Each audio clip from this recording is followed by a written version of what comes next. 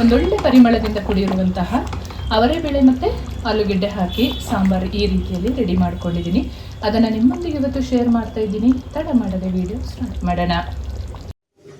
ನಮಸ್ತೆ ಎಲ್ಲರಿಗೂ. ಎಲ್ಲರನ್ನು ಸುಸಿಸ್ ಕಿಚನ್ಗೆ ಸ್ವಾಗತ ಮಾಡಿಕೊಂಡು ಇವತ್ತು ಅದ್ಭುತವಾದ ಅಡುಗೆ ಮಾಡ್ತಾ ಇದ್ದೀನಿ. ಬನ್ನಿ ಹೇಗೆ ಮಾಡೋದು ನೋಡೋಣ.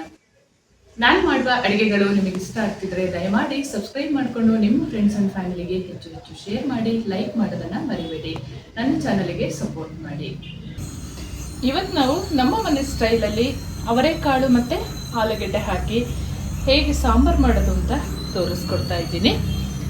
ತುಂಬಾ ಚೆನ್ನಾಗಾಗುತ್ತೆ ಈ ಸಾರು, ಕಾಯಿ ಹಾಕಿ ಮಾಡೋವಂಥದ್ದು. ಸೇಮ್ ಚಿಕನ್ ಸಾಂಬಾರು ಥರನೇ ಅಷ್ಟು ಟೇಸ್ಟ್ ಆಗಿರುತ್ತೆ. ಬನ್ನಿ ತಡ ಮಾಡದೆ ವಿಡಿಯೋ ಸ್ಟಾರ್ಟ್ ಮಾಡೋಣ. ನಾನಿಲ್ಲಿ ಅರ್ಧ ಕೆಜಿಯಷ್ಟು ಆಲೂಗೆಡ್ಡೆ ತೊಗೊಂಡಿದ್ದೀನಿ.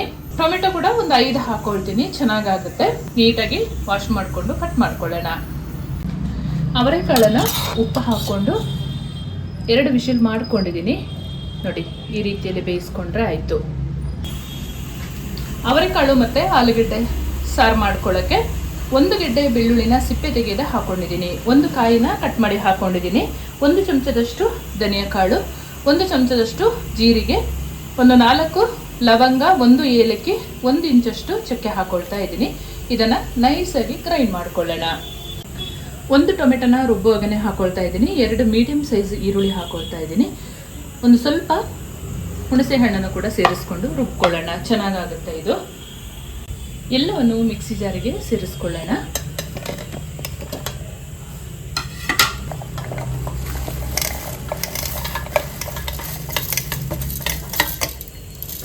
ಸ್ವಲ್ಪ ನೀರು ಹಾಕ್ಕೊಂಡು ರುಬ್ಕೊಳ್ಳೋಣ. ಎಷ್ಟು ನೈಸ್ ಸಾಧ್ಯವೋ ಅಷ್ಟು ನೈಸಾಗಿ ರುಬ್ಕೊಳ್ಬೇಕು. ಈ ಹದದಲ್ಲಿ ನೈಸಾಗಿ ರುಬ್ಕೊಂಡಿರಬೇಕು. ಆಲೂಗೆಡ್ಡೆನ ಈ ರೀತಿಯಲ್ಲಿ ಕಟ್ ಮಾಡ್ಕೊಂಡಿದ್ದೀನಿ. ಇಷ್ಟು ದಪ್ಪ ಇರಲಿ. ಎಣ್ಣೆಯಲ್ಲಿ ಸ್ವಲ್ಪ ಹೊತ್ತು ಫ್ರೈ ಮಾಡ್ಕೊಳ್ಬೇಕು. ಹಾಗೆ ಟೊಮೆಟೊನ ಕೂಡ ಕಟ್ ಮಾಡ್ಕೊಂಡಿದ್ದೀನಿ. ಇವಾಗ ಸಾರು ಮಾಡ್ಕೊಳ್ಳೋಣ.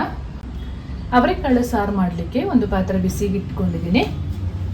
ಒಂದು 2 ಚಮಚದಷ್ಟು ಎಣ್ಣೆ ಹಾಕ್ಕೊಳ್ಳೋಣ. ಎಣ್ಣೆ ಬಿಸಿಯಾಗಿದೆ. 1 ಚಮಚದಷ್ಟು ಸಾಸಿವೆ ಹಾಕ್ಕೊಳ್ಳೋಣ.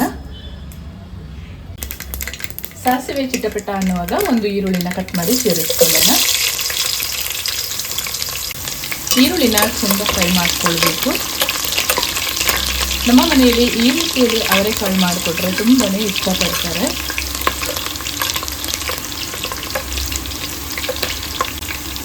ಒಂದು 2 ರೆಕ್ಕೆ ಕರಿಬೇವು ಸೊಪ್ಪನ್ನು ಕೂಡ ಸೇರಿಸ್ಕೊಳ್ಳೋಣ. ಕರಿಬೇವು ಸೊಪ್ಪು ಫ್ರೈ ಆದ ಮೇಲೆ 1 ಚಮಚದಷ್ಟು ಶುಂಠಿ ಬೆಳ್ಳುಳ್ಳಿ ಪೇಸ್ಟನ್ನು ಕೂಡ ಸೇರಿಸ್ಕೊಂಡು ಹಸಿ ವಾಸನೆ ಹೋಗೋವರೆಗೂ ಫ್ರೈ ಮಾಡ್ಕೊಳ್ಳೋಣ. ಕಟ್ ಮಾಡಿದ ಟೊಮೆಟೊ ಸೇರಿಸ್ಕೊಳ್ಳೋಣ. ಟೊಮೆಟೊ ಒಂದು 2 ನಿಮಿಷ ಫ್ರೈ ಆದ ಮೇಲೆ ಆಲೂಗೆಡ್ಡೆ ಹಾಕಿ ಫ್ರೈ ಮಾಡ್ಕೊಳ್ಳೋಣ. ಟೊಮೆಟೊ 2 ನಿಮಿಷ ಫ್ರೈ ಆಗಿದೆ. ಕಟ್ ಮಾಡಿದ ಆಲೂಗೆಡ್ಡೆಯನ್ನು ತೊಳೆದು ಸೇರಿಸ್ಕೊಳ್ಳೋಣ. ಈ ರೀತಿಯ ಸಾಂಬಾರು ಇಡ್ಲಿ ಇಲ್ಲ ಅಂತ ಹೇಳಿದರೆ ಬಟ್ಟಲದ ಹಿಟ್ಟು ಜೊತೆ ತುಂಬಾ ರುಚಿಯಾಗಿರುತ್ತೆ. ನೀವು ಒಮ್ಮೆ ಟ್ರೈ ಮಾಡಿ. ಚೆಂದ ಮಿಕ್ಸ್ ಮಾಡಿಕೊಂಡು ಫ್ರೈ ಮಾಡ್ಕೊಳ್ಳೋಣ. ಸ್ವಲ್ಪ ಕಲ್ಲುಪ್ಪು ಸೇರಿಸ್ಕೊಳ್ಳೋಣ. ಈಗ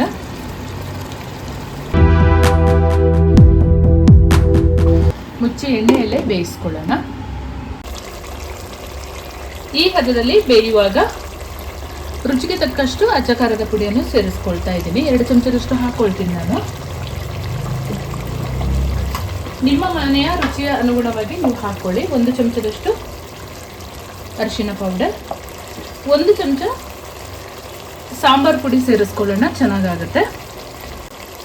ಚೆಂದ ಮಿಕ್ಸ್ ಮಾಡ್ಕೊಳ್ಳೋಣ.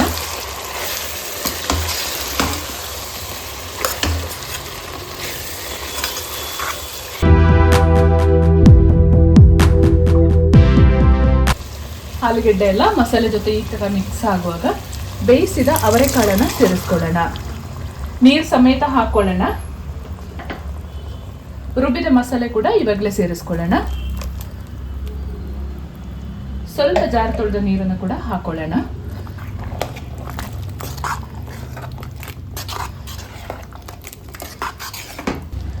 ಫೈನಲ್ ಆಗಿ ಇಕ್ಕಿದ ಬೇಳೆ ಮತ್ತು ಆಲೂಗಡ್ಡೆ ಹಾಕಿದ ಸಾರು ಈ ರೀತಿಯಲ್ಲಿ ರೆಡಿಯಾಗಿದೆ. ತುಂಬಾ ರುಚಿಯಾಗಿರುತ್ತೆ. ಒಮ್ಮೆ ನೀವು ಟ್ರೈ ಮಾಡಿ. ಫೈನಲ್ ಆಗಿ 2 ಟೇಬಲ್ ಸ್ಪೂನ್ ಅಷ್ಟು ಕಟ್ ಮಾಡಿದ ಕೊತ್ತಂಬರಿ ಸೊಪ್ಪನ್ನು ಸೇರಿಸ್ಕೊಳ್ಳೋಣ.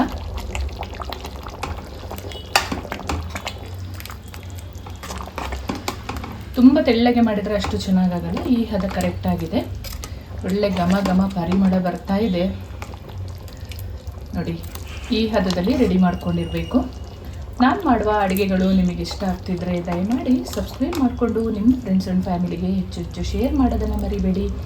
ಫಸ್ಟ್ ಟೈಮ್ ನನ್ನ ಚಾನಲ್ಗೆ ವಿಸಿಟ್ ಮಾಡಿದರೆ ಪ್ಲೀಸ್ ಸಬ್ಸ್ಕ್ರೈಬ್ ಮಾಡಿಕೊಂಡು ನನ್ನ ಚಾನಲ್ಗೆ ಸಪೋರ್ಟ್ ಮಾಡೋದನ್ನು ಮರಿಬೇಡಿ. ಮುಂದೆ ಅದ್ಭುತವಾದ ಹೊಸ ಅಡುಗೆಯೊಂದಿಗೆ ನಿಮ್ಮನ್ನು ಭೇಟಿ ಮಾಡ್ತೀನಿ. ಅಲ್ಲಿವರೆಗೂ ತುಂಬ ಹೃದಯದ ಧನ್ಯವಾದಗಳು.